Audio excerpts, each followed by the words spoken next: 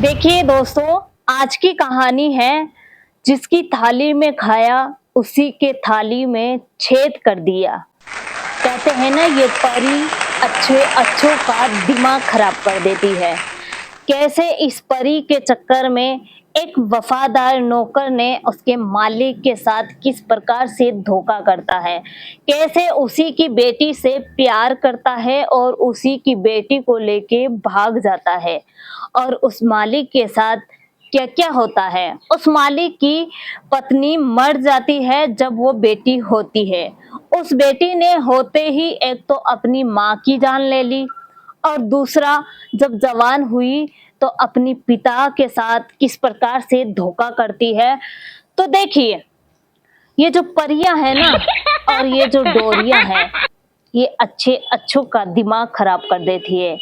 ये वही कहानी है जो आप एक बार सुनेंगे तो इसे आप बार बार सुनने का प्रयास करते रहेंगे। तो देखिए दोस्तों, एक छोटा सा गांव था जहां पे एक व्यक्ति रहता था और उसकी पत्नी मर जाती है जब वो लड़की होती है। तो देखिए उसके बाद क्या होता है कि वो सोचता है कि मेरी बेटी ही मेरा सब कुछ है। मेरी बेटी को एक राजकुमारी की तरह बनाऊंगा क्योंकि उसकी पत्नी की इच्छाएं यही थी। उसकी पत्नी से वो व्यक्ति बहुत ही प्रेम करता था। उसको लेते हुए इतनी धन संपत्ति और इतना अच्छे से उसने बिजनेस चलाया और इतने अच्छे से वो अपना सारा कारोबार चलाता था। जैसे-जैसे उस बेटी की पढ़ाई होती है और वो बेटी बड़ी होती है, बड़ी होने के बाद उस बेटी से कहता है कि आप ये जितनी भी धन संपत्ति है 700 800 करोड़ की धन संपत्ति है, इन सभी की मालकिन आप ही बनेगी। जितना भी मेरे पास धन संपत्ति है इन सभी की मालिक मेरी बेटी बनेगी। पिता को अपनी बेटी पे बहुत ही गर्व था। पिता सोचता था कि मेरे पास इतनी धन संपत्ति है, मेरी बेटी क्या मेरे साथ धोखा करेगी। माता पिता यही सोचते हैं कि अपने बेटों को जितना हो सके उतनी खुशियां प्रदान करें ताकि अपने माना बेटी हो या बेटा हो कभी धोखा नहीं करेगा। ऐसी सोच होती है माता पिता की। पर कहीं बेटियां ऐसी होती है और कहीं बेटे ऐसे होते हैं जो उसे भी ठुकराते हुए सात सात पीढ़ियों को दाग लगा देते हैं। तो देखिए, जैसे जैसे वो लड़की जवान हुई, उस लड़की की पढ़ाई पूरी हो जाती है और उस जो वो मालिक है, उस बेटी का पिता है, उसने एक वफादार नौकर को रख रखा था जो कि उसके घर पे काम करता था और अच्छे से सारा कारोबार करता था। और एक उसकी बुरी आदत थी जो कि वो शाम को रोज पौवा लगाता था। पौवा लगाता था और धूम्रपान करता था, परंतु ये बात वो उस लड़की को पता नहीं चलने देता है। क्यों नहीं चलने देता? क्योंकि उस लड़की को प्यार में फंसाता है।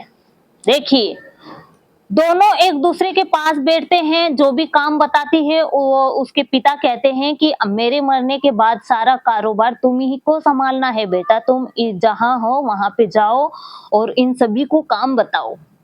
वो लड़की उस लड़का को काम बताती है, दोनों साथ-साथ समय बिताते हैं। लड़की का पिता सोचता है कि मेरी लड़की क्या मुझे धोखा देगी। देखिए दोनों के बीच में प्यार हो जाता है और प्यार होते-होते वो लड़का उस लड़की को पता नहीं चलने देता कि वो एक पौवा रोज लगाता है। उस लड़की के सामने बहुत ही शरीफ बन के घूमता फिरता है और उन दोनों के बीच में प्यार होते-होते एक दिन वो लड़की उस लड़के के साथ भाग जाती है, उस पिता को छोड़ के। जिस पिता ने पूरी जिंदगी उस लड़की को बड़ा किया और उसी को अपना जीवन उसी को बनाना माना, सारी धन संपत्ति उसी को सौंपा और उसी के लिए पूरी जिंदगी ऐसे ही बिता दी। वो चाहता था, बहुत ही बड़ा बिजनेसमैन था, दूसरी औरत ला सकता था परंतु नहीं लाया।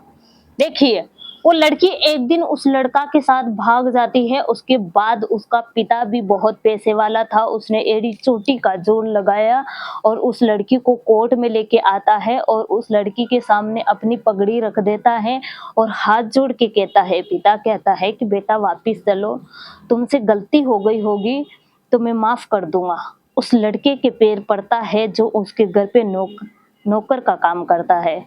उसे भी कहता है कि मेरी बेटी को समझाओ, मेरी इज्जत का सवाल है, मेरी 7-7 पीढ़ियों को दाग लग जाएगा। बेटी कहती है कि मुझे वापस नहीं चलना है और मैं इसी के साथ जाऊँगी, यही मेरा पति है और इसी के साथ मरूँगी, इसी के साथ जीऊँगी। पिता कहता है कि इसके पास कुछ नहीं है, अपने ही घर पे काम करता था, तुझे अच्छा नहीं रखेगा। बेटी कहती है कि मैं इसके साथ भूखे रह लूँगी, मज़दूरी कर लूँगी, क्योंकि देहबान चढ़ा हुआ है, प्यार चढ़ा हुआ है दोनों के। कुछ भी दिखाई नहीं दिया, पिता दिखाई नहीं दिया, परिवार दिखाई नहीं दिया। साथ-साथ पीढ़ी को दाग लगाना ज़रूरी समझा, परंतु उस फ़कीर के साथ भाग जाती है। अब देखिए, उस लड़के के साथ वो लड़की भाग जाती है, उसके बाद वो लड़का भगा के उसे अहमदाबाद लेके जाता है, वहाँ पे एक औरत उस लड़की को मिलती है और कहती है कि मैं मेरे पिता के लिए मेहनत करती हूँ, उनकी दवाइयों के लिए मेहनत करती हूँ और ऐसे करते-करते दोनों के बीच में दोस्ती हुई, दोस्ती होने के बाद उन दोनों की बातें शेयर होने लग गई एक-दूसरे से, तो वो लड़की उसके पिता की धन-संपत्ति के बारे में बताती है और कहती है कि मैं उस सब की मालिक थी, परंतु मुझे इससे प्यार हुआ और ये मेरे को लेके आया और इसने कहा था कि मैं कभी पौवा नहीं लगाता हूँ, धूम्रपान का नशा नहीं करता हूँ, परंतु आज ये स्थिति इसकी है, ये कमाता भी नहीं है और इसके कारण मैंने मेरे पिता को धोखा दिया। मेरे पिता ने कोर्ट में मेरे पैरों में पगड़ी रख दी थी, परंतु मैंने मेरे पिता की तरफ जाना पसंद नहीं किया, इसके साथ आना पसंद किया, परंतु ये मुझे यहाँ पे लाके इस प्रकार की स्थिति मेरी करता है, हर रोज़ मेरे पे काम करवाता है, मैं इस बात से बहुत कायर हो चुकी हूँ। वो लड़की जो दूसरी उसकी फ्रेंड थी, उसने कहा कि तुम एक बार तुम्हारे पिता से माफ़ी माँगो और उनसे कहो कि पिताश्री मैं आना चाहती हूँ।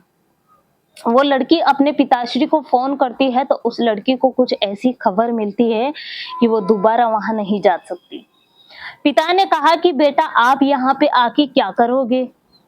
जब आपको मैं अपने घर लाना चाहता था और कोर्ट में आपने हमारी पगड़ी को ठुकरा दिया था, उसी दिन से हमने दूसरे ही दिन आपका अंतिम संस्कार कर दिया था।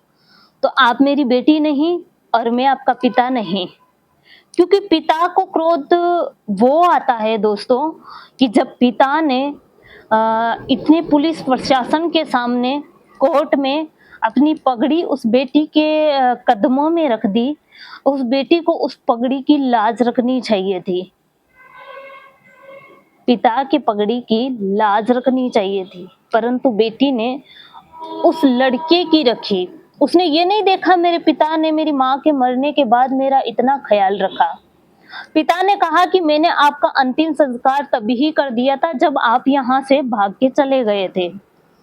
अब देखिए, उस लड़की को ये समाचार मिलता है, लड़की दोनों तरफ की नहीं रहती है क्योंकि वो लड़का उसके साथ हर रोज़ मारपीट करता था और उसको गंभीर बीमारी लग गई और उसके बाद वो लड़का उसका अच्छे हॉस्पिटल में दिखा नहीं सकता। कई दिनों के बाद फिर पिता को फ़ोन आता है कि अहमदाबाद में हॉस्पिटल है एक जहाँ पे आपकी बेटी की मृत्यु हो चुकी और यहाँ पे इसकी लाश पड़ी हुई है। पता नहीं उस लड़की ने ज़हर खाया, जाने उसने क्या किया, परंतु उसकी कई दिनों के बाद पिता को ऐसी खबर लगती है, तो पिता अपने दिल पे पत्थर रखते हुए कहता है कि आप उसे कहीं पे वहीं पे ही जला दीजिए। ओ मेरी बेटी नहीं, मैं नहीं आ सकता उसे लेने के लिए। ये नफ़रत किसने पैदा की? चंद दिनों के प्यार ने। प्यार कहीं-कहीं का सफल होता है, हर किसी का प्यार सफल नहीं होता है। तो देखिए दोस्तों, एक तो उस पिता के दिल में जो नफ़रत है वो और परिवार को जो नीचा दिखाया समाज के सामने, कहते हैं ना, वो पिता जो इतना बड़ा बिज़नेस करता था, वो पिता किसी के सामने नज़र उठा के बात नहीं कर सकता। नज़र उठा के किसी को दबा के बोल नहीं सकता। भले ही उसके घर पे काम करने वाले को वो ज़ोर से नहीं डाँट सकता, यूँ नहीं डाँट सकता कि उसे पता है कि मेरी पीछे से क्या बातें होंगी और झुकाने वाली कौन होती है। कहते हैं कि 2 प्रकार की बेटियाँ होती हैं, एक बेटी ऐसी जो साथ-साथ पीढ़ी को तरा देती है और एक बेटी ऐसी होती है जो साथ-साथ पीढ़ी को दाग लगा देती है। तो कैसी लगी दोस्तों आपको ये कहानी? अच्छी लगी हो तो लाइक, कमेंट, सब्सक्राइबर ज़रूर करें और इसी प्रकार आपको कहानी सुनने के लिए यहाँ पे मिलती रहेगी।